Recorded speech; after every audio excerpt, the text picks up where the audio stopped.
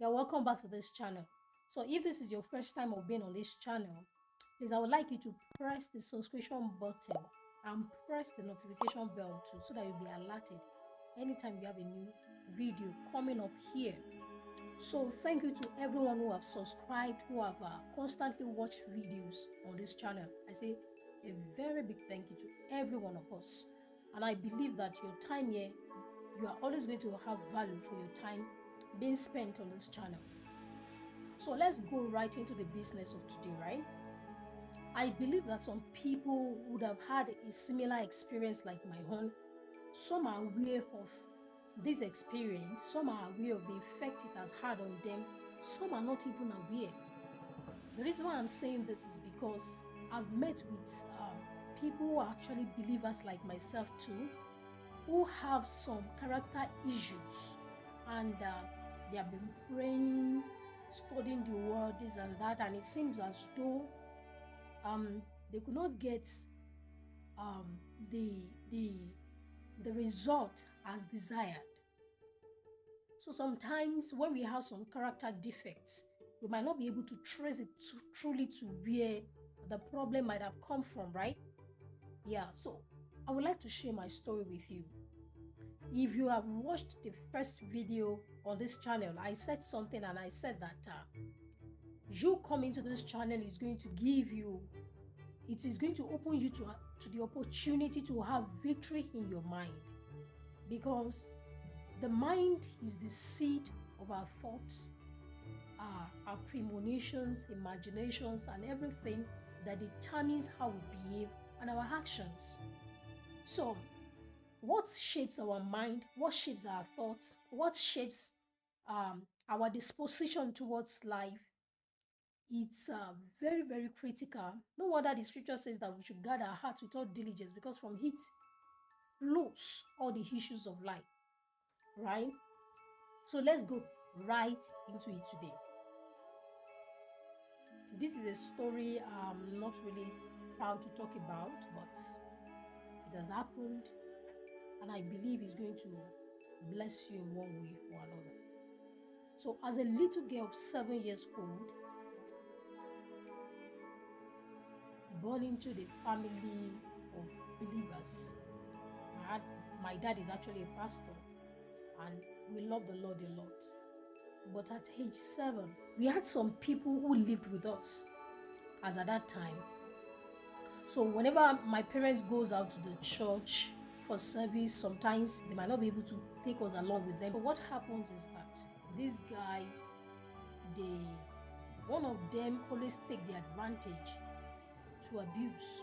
So I was sexually abused as at age 7. It wasn't a very beautiful story, because it felt like I was vandalized, like something was lost in me. I really hated myself. I did, because having been taught as at that age, I could still remember everything. I could remember how my dad would have taught us about God and told us, when you do this, it's a sin, this and that. But this is a very small girl whose innocence had been tampered with. And I had that sense of guilt that I'd allowed this to happen to me. It was a very terrible one. I couldn't talk to my parents about it because I knew their stand against such. So maybe based on my naivety and fear, I was really, really afraid. I couldn't open up to them about what has happened to me. Plus, the abuser told me I must not open up to my parents. So I grew up with this scar, because sincerely, abuse has the power to take away your innocence and give guilt to you in return. It's like there is an exchange between your innocence and guilt. I was carrying that about for years. So I was growing into a teenager. You know, this adolescence phase is a time when you are transitioning into adulthood gradually, and you're trying to make sense of who you are, your identity. What do I really like? What do I really stand for? But mind you, something has been corrupted within me.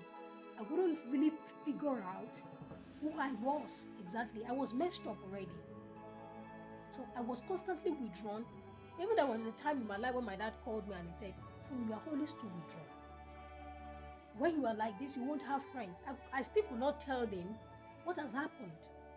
So if you have teenagers around you and suddenly they become withdrawn, you might check out for what could have been the reason, because it's not always normal. It isn't. So I was really withdrawn. I was always keeping close to myself. You will not see me really talking.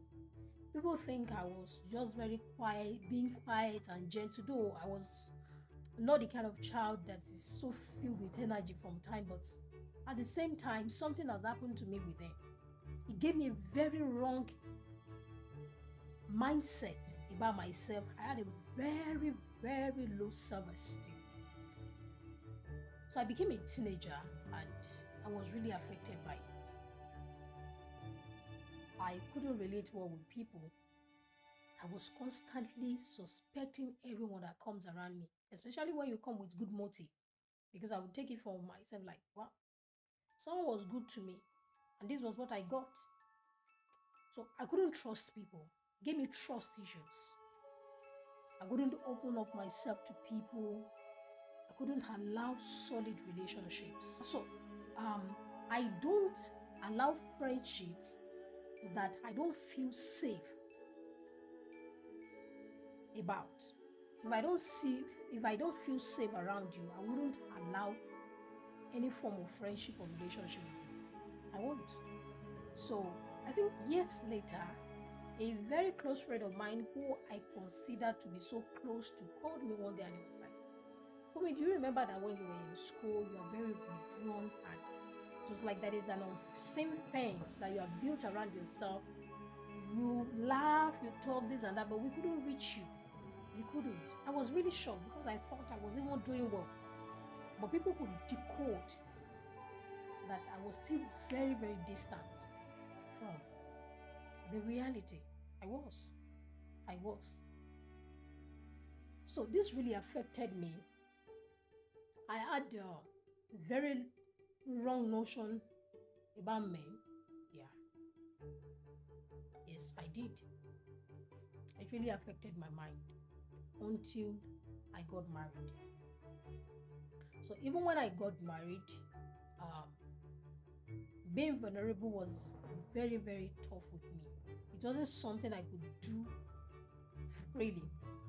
I was accusing my husband of not being open enough, of not being vulnerable with me. I couldn't get that. I was only seeing the reflection of what was in my mind. So the effect lingered until when I became an adult. And mind you, until I became an adult, I was not really in tune with the effect of what this experience has done to me. I was just thinking that, okay, maybe this is just who I am. But it has really, really dealt with my mind. It affected my disposition towards life. It affected how I perceive people. It affected how I relate with people. It affected how I see myself primarily. Do you know that the way I treat people is actually the reflection of how I treat myself? I used to treat myself then because I was very, very critical of myself. Very, very critical. I was very, very critical because of that guilty conscience I was carrying about. I was very critical of myself. So it's made me to see myself as nothing good can come out of me. Nothing good. I always see myself to be very low, lower and lower than whom God has actually made me to be. Sometimes I sit down and I see the giftings, the talent and everything God has given to me. But because I had a very low esteem of myself, I couldn't function in any of these areas. I was not thinking anything good can come out of me. So I don't know if you have followed me closely in this story, but if you have listened carefully, you would have decoded what the kind of person I eventually became. affected my life's quality and every other things that I might actually think about. And it limited me a lot. It did. Yeah, I should not forget to mention this that I was constantly sad. I don't used to know what happiness means. Some people who are close to me always ask me like, why is it that you are not always happy? You are never happy. What's wrong with you? You are never happy. But they never knew something was wrong with them. It wasn't something physical. Something has been damaged on the inside. I was never happy. So because I was not always happy, I was very, very close to depression. But there was a time in my life when I was constantly having suicidal thoughts because the effect of what has happened to me, the ripple effect of what has happened to me over the years became compressed, and I looked at myself one day and I was like, why don't I just give up? Why don't I just leave this world and go? You know, the negativity in my mind was just so big. I couldn't handle it anymore. And I was thinking of giving up my life. And if I end it here, I think it will be okay. And that was it for me. Until when I got tired and I cried out to God, because I looked at myself. Growing up from a religious background, I had the conviction within me that if I took my life, I was not going to make it to me with God. Yeah, that was the only thing that actually curbed me from not going forth in taking that decision. But I'm that person who have always had a relationship with God, but have never allowed God to take care of this area of my life because I did not consider it to be a problem until it was weighing me down and I thought, this is something I cannot handle. I need to give it to the one who can take care of it. So I went to God in prayers. I spoke to him about it. Then he opened my eyes. He opened my eyes to the way forward. So this is what I would like to discuss with you in my next video. So if you are seeing this video, I want you to be expectant. I'm going to talk to you in details about the effect of what this did to me and the way out that God actually gave to me. And I believe He's going to bless you too. Thank you for staying with me. Thank you for watching. So see you next time. Stay blessed.